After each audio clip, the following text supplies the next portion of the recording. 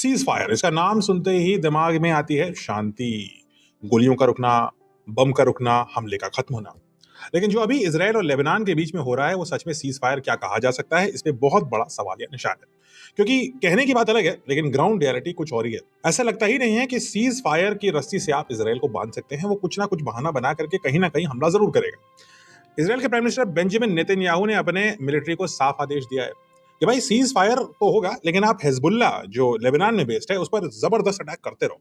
और उसके तुरंत बाद सदर्न लेबनान में फिर से अटैक शुरू हो गया, मतलब सीज फायर भी है, अटैक भी है। एयर स्ट्राइक्स हो रही हैं, व्हीकल स्ट्राइक्स हो रही हैं, टारगेटेड किलिंग हो रही हैं। लेबनान में योमर अल शफीक में एक ट्रक और एक मोटर बाइक पर हमला किया गया इसराइल द्वारा, जिसमें 4 लोगों की मौत हुई। सफाद अल बतीक, ये भी लेबनान में है, वहां पर भी 2 लोगों की जान गई इसराइली हमले में, 17 घायल हुए।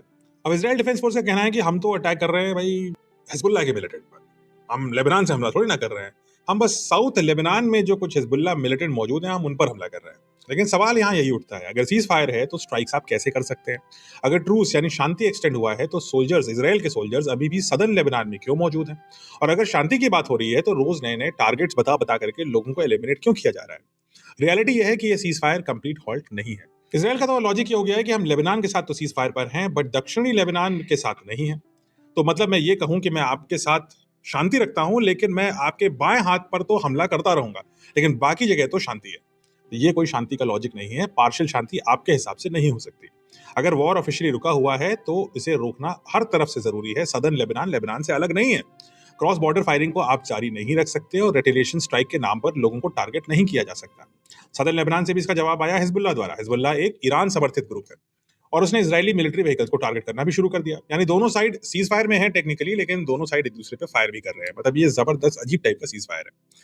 इस सिचुएशन में कॉन्ट्रडिक्शन ही कॉन्ट्रडिक्शन है, ऊपर से डिप्लोमेसी और नीचे से मिलिट्री एक्शन। यानी कि ये सीज फायर फ्रेजाइल तो था ही, लेकिन अब इसराइल के एक्शन से और भी फ्रेजाइल हो चुका है।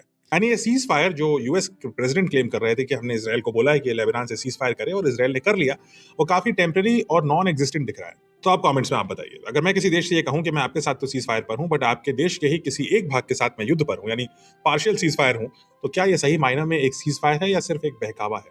आप मिसलीड कर रहे हैं दुनिया को और उस देश को, और सीज फायर के नाम पर उसका फायदा उठा करके आप टारगेटेड स्ट्राइक्स कर रहे हैं, क्योंकि आपको पता है कि सामने वाला तो सोचता है कि सीज फायर संपूर्ण है।